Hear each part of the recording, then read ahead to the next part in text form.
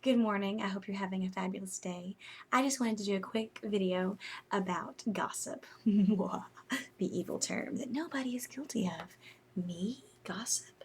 No, I was just sharing a truth. I was praying for someone. Whatever. We're all, I mean all, me, everybody you know has participated in gossip. It's a big deal. It's part of our human nature. It's yummy. It's fuzzy. We like to, it just appeals to our humanity, our flesh. And it is evil. And the Bible would not mention it and call it out if it were petty or of no consequence. Why would God waste time putting it in the Bible and calling out the backbiting and the gossiping and the tale-bearing and all that stuff? It's very real, and it's so built into us, and we have to fight it regularly. And so, and what I found is that no one thinks they do it. It's like it's the most slippery, undefinable thing in the world. I mean, it's like nailing Jello to a wall. It's very difficult. Don't you love the analogy? I just picture that. Just kind of gross. I don't really like Jello. No. Okay. Here's my little thought. About gossip.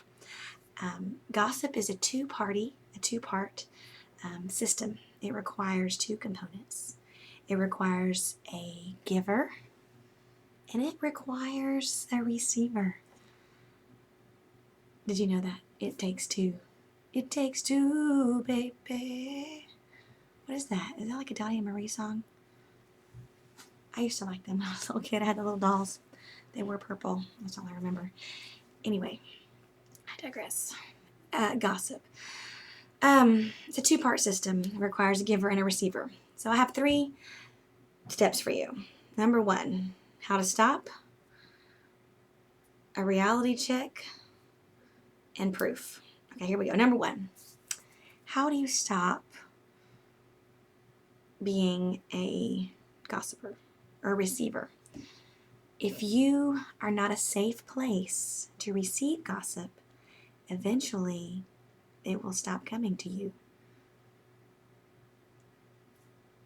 If you are not willing to hear, if your ear gets closed, ah, la, la, la, la, I'm not listening to you.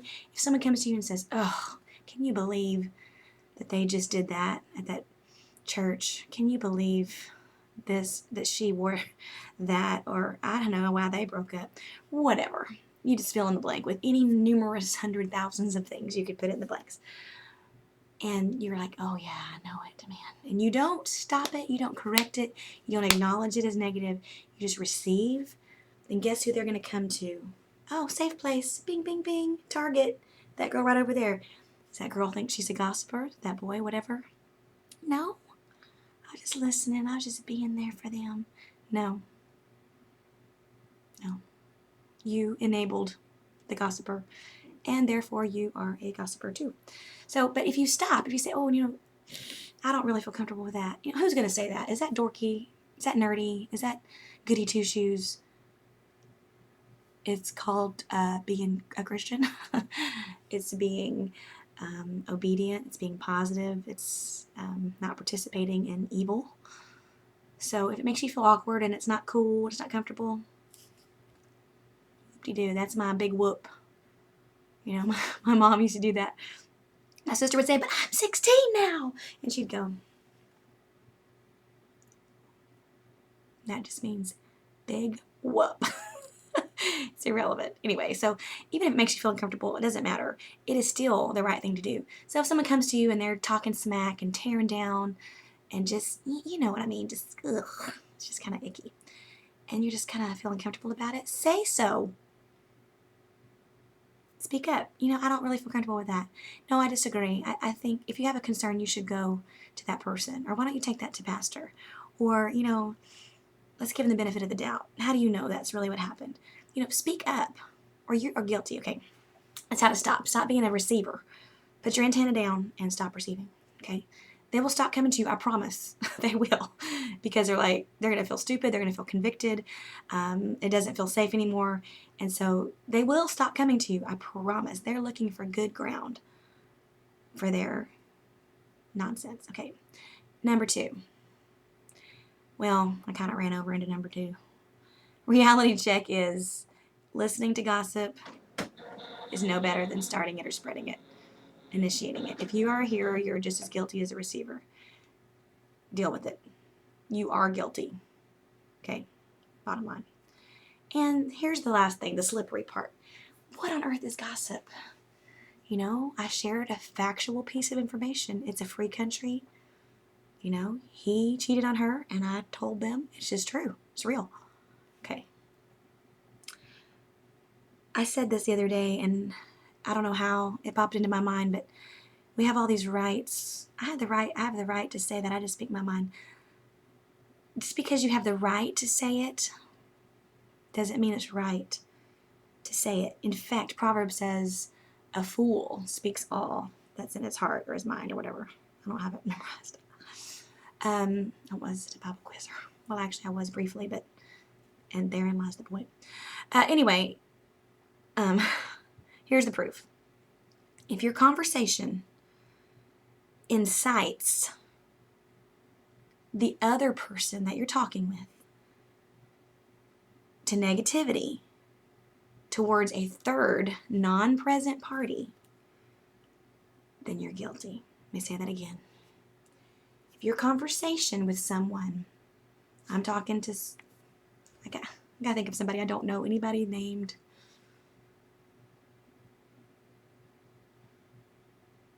Betsy. I don't think, oh no, I do know a Betsy, California. Sorry, Betsy. I'm talking to Juliana. Okay, I don't think I know a Juliana. I'm talking to her. And as I'm talking to her about, you know, somebody else, Mickey, and she don't even know Mickey, or maybe she does know her, but as I'm talking, she's getting a negative impression or feeling about her. And here's the key. She's not there. We're talking, and I'm inciting. Oh, really? She did that? Are you serious? Oh, my word. Yeah. Uh-huh. Oh, man, that's a shame. I can't believe that. So all these emotions, opinions, thoughts are being evoked, incited about a third non-present party. You're gossiping. Stop! Anyway, probably went too long on that, but there's your little lesson. If you're stop being a receiver, they'll stop coming. And, you know, if you're listening, you're just as guilty. And third, that's how you know. Is the person you're talking to getting ticked at that person that you're ticked at? Or are y'all both, you know, in cahoots talking their trash? And if they were there, they'd be embarrassed. That's called gossip. So, don't do it. And like I said, there ain't nobody on this planet Earth that I know of that has not been guilty. Is that a pass? Is that permission to keep doing it? No. We have to die daily. You have to get over yourself all the time because it's always creeping back up. Down. Get back in that casket. The minute you get out of that casket and you stop being a dead man is when you are just open for attack and you are really actually dead to the spirit. Now, I'm not getting all creepy with the dead stuff, but Brother Scoggins preached a message one time that really stuck in my head. He had a vision about him. I think it was himself in a casket. And there was all these demons floating around above it. And I'm not doing the story justice, but it was fabulous. And basically, every time he would get up out of the casket, the demons would attack him. I mean, all kinds of spirits and evil.